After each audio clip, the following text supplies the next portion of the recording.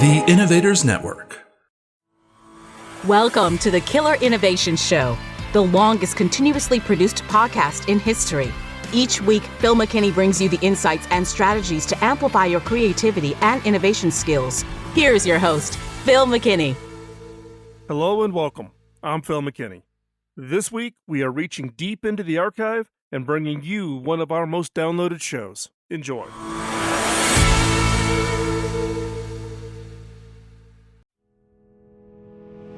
This episode is sponsored by Zoom. With Zoom, you can streamline your communication, collaboration, and creativity all in one place. Zoom is the market-leading platform that provides video meetings, voice, webinars, and chat across desktops, phones, tablets, and conference room systems. To learn more about Zoom and sign up for your free account, visit killerinnovations.com/Zoom.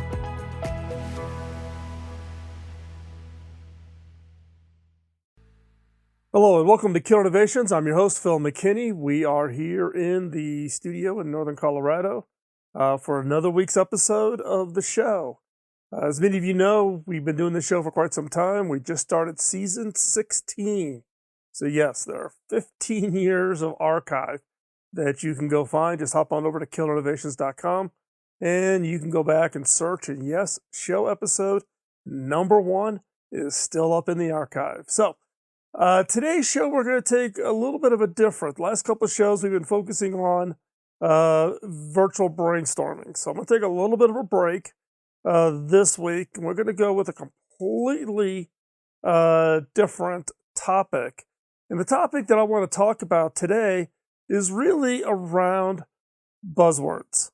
Now, buzzwords just absolutely drive me crazy. People misuse them.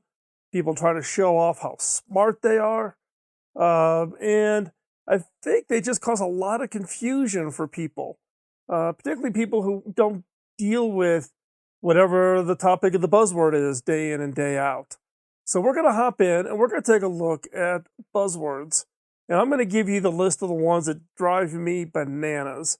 And I'd be interested in hearing which ones are the ones that kind of grate on you. And also, as part of this, I'm going to give you a couple of hints on how to avoid looking like an idiot. There's a lot of people out there that will try to make themselves sound better, particularly those that don't have familiarity with even the topic or the buzzword they're saying. So I'm sure none of you do that, but just want to give everybody fair warning as we go through this. Now, I will also admit, though, that some of these buzzwords you've heard on this show and you've seen in my blog post or you even read in my book. So this isn't calling you out as being something different. We all get caught in the trap of buzzwords. And part of what I'm trying to do today is going to break the habit.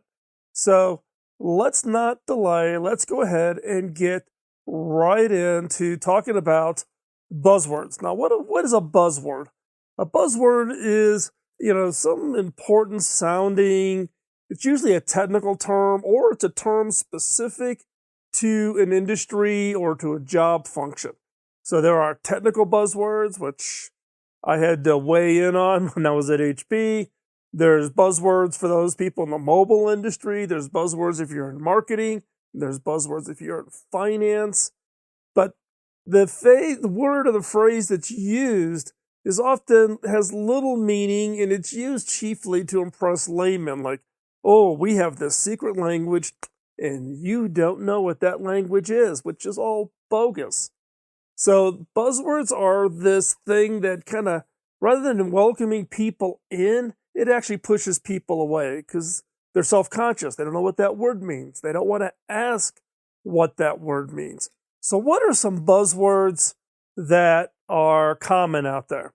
So here's just a quick example of just general, generic buzzwords that we all come across on a regular basis. So synergy. Oh, we need synergy with the ecosystem. We need stronger synergy with cross-functional teams within our organization. Well, what do we mean by synergy? It means something as simple as just work better together. Well, then why don't we just say that? Another buzzword that kind of gets under my skin is clickbait. It's a term that's kind of used as a negative slam for those that create content, whether that's blog posts or digital versions of newspapers or magazines. It's that title that causes you to click because it leaves you hanging. It doesn't quite tell you enough to know what the story is about, but it's intriguing enough for you to want to click. So it's a way to almost fool you to get into an article. It's clickbait. Growth hacking. This one is going way overboard, right? So it's how do you hack, or how do you almost like break the rules to drive growth within an organization? Why didn't we just say increase growth, or exponentially grow your organization? Why do we have to use the term growth hacking? The other is close the loop, right? So let's close the loop. Let's make sure everybody's got all the information, rather than just saying talk to everybody. We have to say close the loop. The other is let's circle back. Let's circle back next week on this, which means we're just going to talk about this topic in next week's meeting versus getting to a decision today. So let's circle back versus let's talk next week. Or ping me offline. There's some question or topic, or someone is getting aggravated and you want to get it offline. You want to talk about it in person. We say ping me offline. Well, what does it we really mean? Well, when we say ping me offline, it's just, hey, call me. We'll talk about it. Let's you and I get together over coffee. We can discuss this. So the buzzwords are, in some cases, almost these artificial, barriers that are put up in front of actually being able to be transparent and simplify our language and making it easier for everybody to understand what it is we mean versus doing this kind of, charade, I guess, where people have to guess, what does he mean by that term? I'm not quite sure. I'm going to guess because I want to look stupid, right? Why don't we just simplify our language? It would make all of our lives much easier. And for some people, buzzwords are just one of those things that's like fingernails on a chalkboard that just drive people absolutely crazy every time they hear it, right? And in fact, recently, 7 weeks or 8 weeks ago, there was this buzzword bingo card that was going around that was all about buzzwords related to video conferencing. So think Zoom, WebEx, Skype for business, whichever tool you and your organization choose to use. There was this buzzword bingo card. And that way people would then check off all the buzzwords. And then if you got bingo, you could yell bingo in the meeting. So buzzwords in this case would be like, can you hear me now? Please mute if you're not talking. Who's got the baby in the background? All of the buzzwords are common terms that we tend to repeat when we're on the video conferencing calls, or common terms that we constantly use. So buzzwords are one of those things that just drive people crazy. Now, I'm going to let you in on a little bit of a secret here. Innovation is no different than any other industry or any other job function, whether it be marketing, finance, technology, where they all have buzzwords. Guess what? We in the innovation game, we have buzzwords. And these buzzwords will drive people crazy just as much as any other. Now, number one on my list for innovation buzzwords is design thinking. Now, design thinking is a term that's been around for quite some time, but it drives people crazy. And in fact, it is a term hated by actual designers. Now, the original intent was to really define a process where the end user, the needs of your user, were conceived from the very start of the project all the way through. It wasn't like, let's get the features and functions right, and then we'll make it easy for the user. Or we'll get the feature and functions right and meet the unspoken needs of a user. We'll get the features right and we'll do X. No. Bring the user forward, put him in front, and then focus on designing the entire experience for that customer from the time they sign up to the time they're using your product to the point where they end of life your product. How do you put the user in a central position?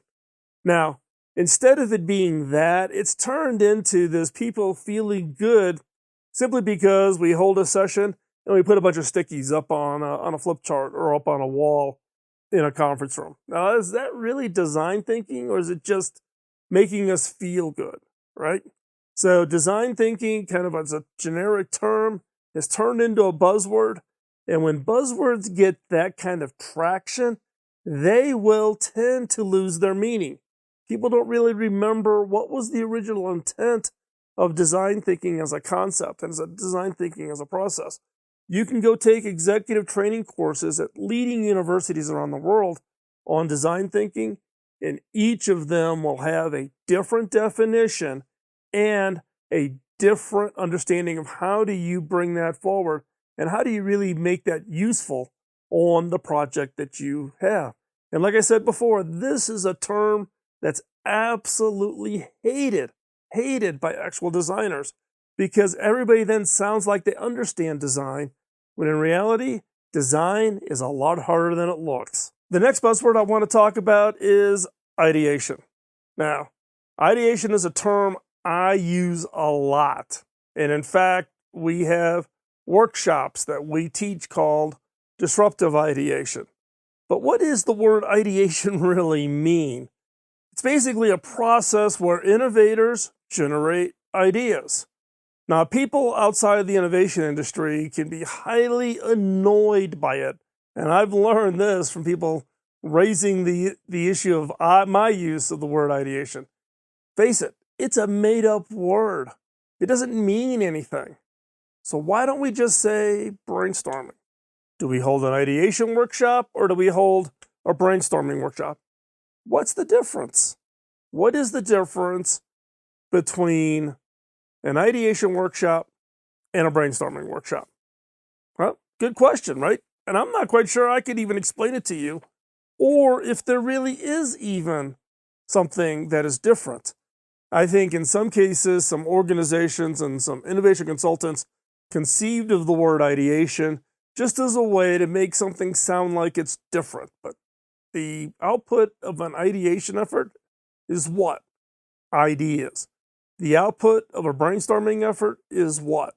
Ideas. Now, you could argue that brainstorming, you could think of that as a buzzword. Now, that's been around for quite some time, right? But ideation is kind of a new term. And in some cases, you could argue that people started using the word ideation because all of the website URLs and all of the SEO for brainstorming was too hard to get listed. So everybody switched to a new term in order to be able to go make it easy to be found and be able to find new clients. And, it's the result of some innovation consultants trying to put a new kind of a spin on the same thing that we've always done, which is bring people together and facilitate an environment that encourages, supports, and rewards the ability of teams to generate the best ideas that lead to the best products. Okay? So it's really that simple. But we make it much harder with terms like ideation. Now, this next term is one that, again, I use a lot. I will be the first one to confess, but it's a one that does drive some people crazy. And that is this term, disruptor. Now, the term describes someone or something that's kind of rocking the boat. Game changers who, basically throw sand in the gears of an industry, of companies that already exist. And they come at a problem with a very unique and different way. The problem is the term gets applied to everybody.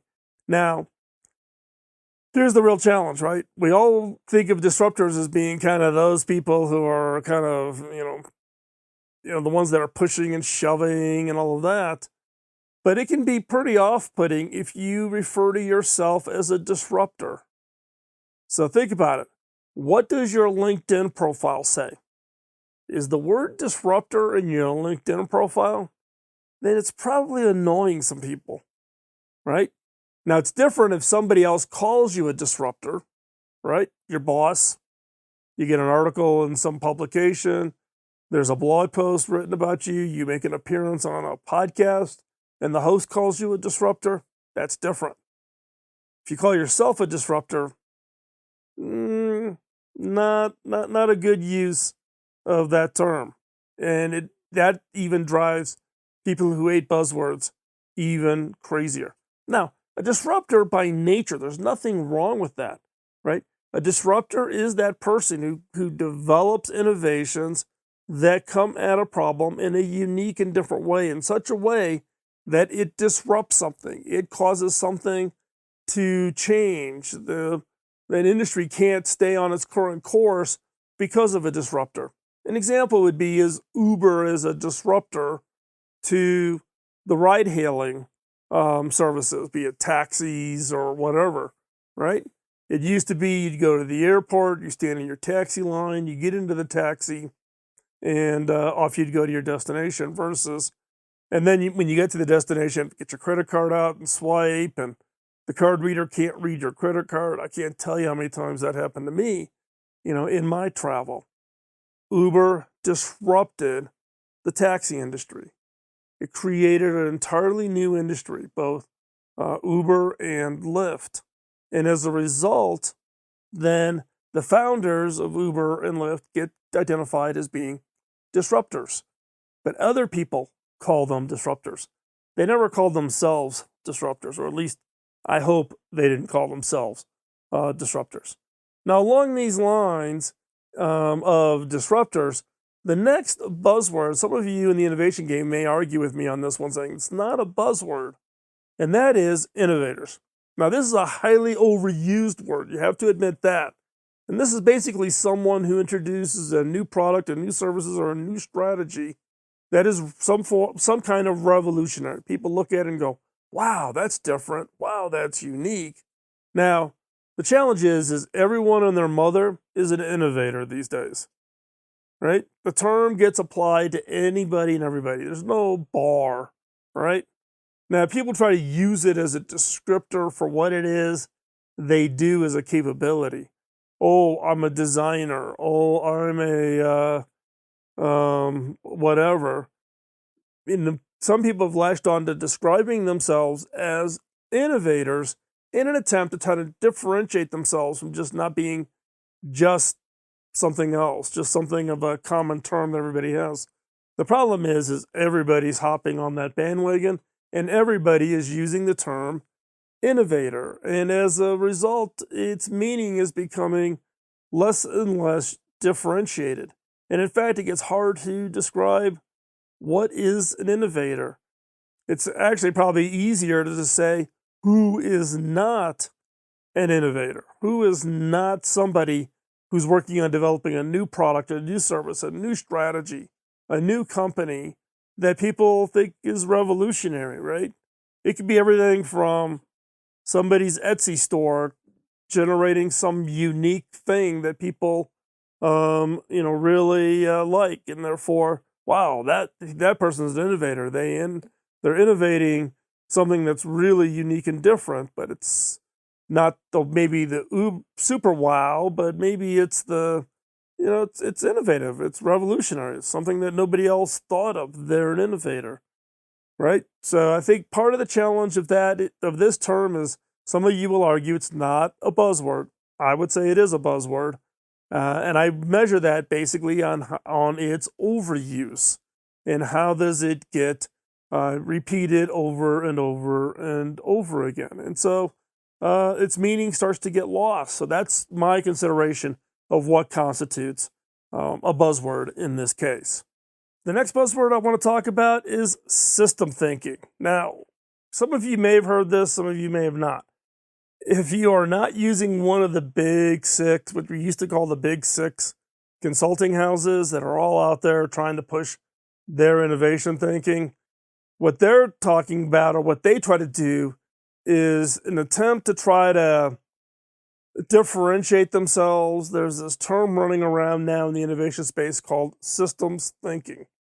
And basically that their position is that they're taking a unique look at innovation as a complex system rather than a process, right? Now, I came from Computer Sciences Corporation.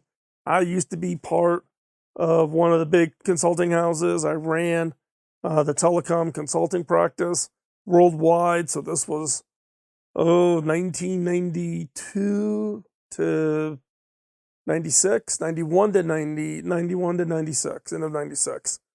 And look, when I was there, if you're not familiar with the term business process reengineering, BPR, that's a term that was coined by Champy, who used to run the consulting, the high-end consulting practice at COC for many years, James Champy.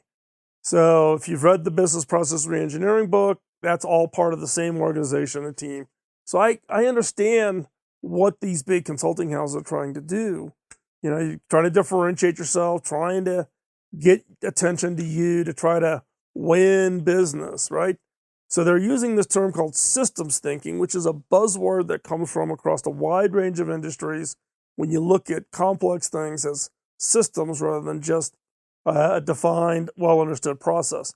Now, the problem is this concept is so vague that few, if anyone, understands what it means or, quite honestly, achieves it. Right? They're trying to make something sound more complex than what it is, and they're using a buzzword that's used in other industries and bringing it in to the innovation space.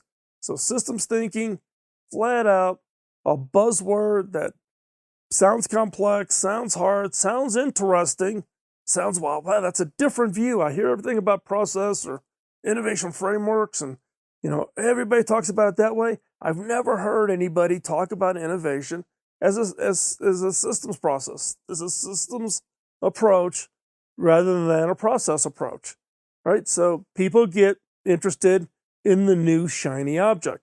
Systems thinking is the new shiny object when it comes to the innovation space, and that's the problem, right? People don't want to ask the question. A chief innovation officer does not want to ask, what does that really mean? And how's that really going to manifest itself? And how is that going to make my business or process better? Nobody wants to look stupid, so everybody even avoids ever asking the question about it, and it shows. I've seen so many organizations, large organizations, that get swept up into these kinds of discussions, and then they spend millions of dollars looking at and creating and setting up their approach to innovation with the help of some of these consultants. The consultant goes away, and when they get done, there's nothing there. They talked about a systems approach, but they didn't help the organization achieve it. Basically, it's a process with some pretty ribbons hanging off of it. So, buzzword, and a buzzword in particular to be very careful of. The next one is pain points. Now, I have to admit, I use this term a fair amount, so this is one of those things I have to catch myself on, right? Basically, the term is used in the context of talking about, answering customers' pain points, the things that just drive customers crazy. But isn't it just easier, more to the point, to say, we want to solve our customers' problems? Do we have to use the term pain point? Innovation is about solving our customers or our users' problems. That's it. Nice and simple. Everybody understands what that means. Versus a pain point. Well, does this constitute a pain point? It's not really a pain point. How big of a pain point does it have to be a pain before it becomes a pain point? Right? So you can get yourself chasing your tail all over this, right? So pain points is another one of those buzzwords that can, again, be highly annoying to people as to what is it you really mean, right? We want to solve our customers' problems. That's what a pain point is. Then just say it. Say what you mean versus trying to use yet another set of buzzwords. Look, I'm speaking to myself. This is one that I use, and I use it a fair amount when I'm doing public speaking. And this the process of putting today's show, I basically had to recognize, and even some of the challenges of myself, where we're using terms because there's terms that's always been used, and it's a term we use in the innovation space. And part of my, I guess my mission or my goal this year is to get rid of as much of the barriers or the friction that kind of creates an us and them condition between those that are in the innovation space and those that are not in the innovation space, or those that don't see them as being part of any kind of innovation effort, right? So I want to reduce that barrier, get rid of the buzzwords, and talk in plain and simple language. Pain point, great starting point in that case. Another buzzword is social innovation. Now, I've actually been an advisor for organizations that focus on social innovation, such as the Unreasonable Institute in Boulder and a number of others around the world. Now, the term, it's been used and its definition has been misused and redefined to the point where it's somewhat meaningless now. What does social innovation mean? Here's what I would propose. I would propose that it be used only for innovation to an intractable social problem. An intractable social problem. So that social problem could be, innovating to eliminate polio on a worldwide basis. Social innovation. Hunger. Clean water. Right? It's not, you can't call something social innovation when what was done was you installed a piano in a public space. Now that's a real example. I've seen people claim to design and develop social innovation, and the result was putting a piano in a walkway in a downtown area. Okay? What social problem? What was the social problem? What was the intractable, really hard, really big social problem you're going on for that? What was it? How are you going to make that work? Now, look, there's a lot of major social challenges we have in front of us, right? And the way I think about it is kind of a secondary meaning behind social innovation is from the perspective of an investor. Now, I do a little bit, not nearly as much as I used to, but I used to do a little bit of angel investing. I would invest in entrepreneurs. Today, for my wife and I and our small little family venture fund called Tech Trend, that our investments are primarily focused in developing countries. Our biggest investment being in Rwanda in Lakeside Fish Farm. And you can go search for Lakeside Fish Farm Rwanda and you can read all about the work that we have going on there, right? But in the case of social innovation, in the case of like Rwanda, my investment is not in the traditional P&L perspective. When someone comes to me and says, I'm doing social innovation, I think of myself as what we call an impact investor. I'm not looking for a return. The result of this investment is not going to change my retirement, right? I invest in social programs. In the case of Lakeside, yes, I'm creating jobs, but it's about creating an economy in the Bugesera region of Rwanda, one of the poorest regions of Rwanda, and therefore create jobs, create an industry in the form of fish farming, right? And I've told the CEO and the investors, and my wife and I are the lead investors. Technically, I'm the non-executive chair, right? That I will not touch my money for 35 years, right? So any outcome of that is going to have zero impact on my retirement. That's not the motivation. When I think about social innovation and having these big kinds of solving these big problems, we need a different investment model. And then when you say social innovation, I think impact investor, that is a great partnership, but the return and the approach to that innovation has to be completely different. The next buzzword I want to talk about is one called the thought leader. Now, this is a term that, again, gets a little bit overused. Now, it should be the goal of any or most, if not all, aspiring innovation leaders. Your role is to be a thought leader. There's nothing wrong with that concept of being a thought leader. But just like the term disruptor, this term becomes cringeworthy if you refer to yourself as a thought leader, right? So the question being is what does your LinkedIn profile say? Do you call yourself a thought leader, or do others call you a thought leader? Now, thought leading, like I said, by itself is a goal everybody should have, particularly if you are in the innovation space, right? Nobody wants a me too kind of cool best practices kind of innovation leader, right? Best practice means you just basically steal the best practices from everybody else, right? For your organizations, you need to adapt however you're doing your innovation and then get it adopted broadly within your organization. So adapt and adopt. That's key. And if you do that, yes, you're taking the best practices and thoughts of others, but you've got to add your own thought leadership to how best for your organization to take advantage of that and to be highly successful. So, thought leader, term I don't have heartburn over. Just don't call yourself a thought leader. If somebody else calls you a thought leader, then refer the heck out of it, right? If the New York Times calls so-and-so a thought leader, that's fair game, okay? So thought leader, that's one that I think, again, it's a good term. Just don't call yourself a thought leader. And then idea management software. This is a term that's come up, I don't know, probably in the last decade, maybe.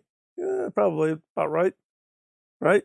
Idea management software, or IMS, right? You know, back when I was first starting the innovation program office in 2007, I'm guessing, 6. We needed some way to manage ideas. Idea management systems did not exist. And we chose a vendor. That particular vendor is actually the same vendor I'm using today at my second job as a CEO, right? Now, there's a lot of IMS systems out there now. It's kind of become the buzzword. Enterprises are buying. Oh, we need an idea management system, right? Now, an IMS is really, its sole purpose is to capture and track ideas. You can do it for a team or you can do it for an organization. The misuse of the term comes from people describing a spreadsheet as their IMS, right? There's a certain capability, and everybody now is labeling everything as an idea management system or as idea management software, right? But an Excel spreadsheet, not really an idea management system. Now, in the early days of your innovation efforts, using an Excel spreadsheet is perfectly fine. We started that way at HP because there was no idea management software systems back then. They didn't exist. And in fact, we worked with this company. We gave them our requirements. They turned it into a product, and now they've gone on to be quite successful in selling their idea management system all over the place. And that's great. No harm, no foul. That was the understanding. We didn't want to build it. We found a company to build what we needed, and we perfectly blessed them to take what input and feature requests that we've got and sell it to customers. And now they're a well-established software business. The second company I'm at that I'm using the exact same tool set, they are being extremely helpful and responsive to. And it's a tool that they have found that can be broadly used by a large number of customers, and they've been quite successful. So an idea management system has a certain meaning. Calling something an IMS just because it's the buzzword of innovation and everybody wants to have an IMS, but maybe your innovation effort is too small, and calling an Excel spreadsheet an idea management system, not quite accurate, and it's a misuse of the term. And that's where buzzwords become a challenge. An idea tracking system using Excel, perfectly legit. And if you're small, that's what you should start out with before you start writing big checks to have an idea management system put in place. And with that, we're going to wrap up today's show. Want to make sure that you have all the ways to get in contact with me. You can email me over at phil@killerinnovations.com, the blog, where I write columns and comments on a more broad and generic sense, is over at philmckinney.com. The show notes with everything we've talked about today, you can find them over at killerinnovations.com. And if you're interested in my book and understanding how it can potentially be helpful for you, you can hop on over to beyondtheobvious.com. And a little secret here is over at beyondtheobvious.com, the blog post, if you read all of the blog posts that are posted over there at Beyond the Obvious, you actually get everything that's in the book, because every word that's in the book appears in Beyond the Obvious over a whole series of posts. So with that, one other thing, if you would like to keep updated on everything I'm working on and the show and etc., 2 ways you can get updated. You can text the word innovation to 44222. So again, the word innovation to 44222, or you can send an email to innovation@killerinnovations.com. That's innovation@killerinnovations.com. The text of the innovation, that works in the United States. The email works worldwide. It'll add you onto the contact list. You'll get updated on my upcoming webinars, or where I'm just going to host and ask me anything or something like that. So if you want to stay updated, text innovation to 44222 or innovation@killerinnovations.com. Either way gets you updated. And with that, I'm going to thank you for spending the time this week with us. We'll talk to you next week. Bye-bye. Podcasting nonstop since 2005, this has been the Killer Innovation Show on the Innovators Network. This show is distributed by the Innovators Network. For more information and other great shows and content, visit theinnovators.network.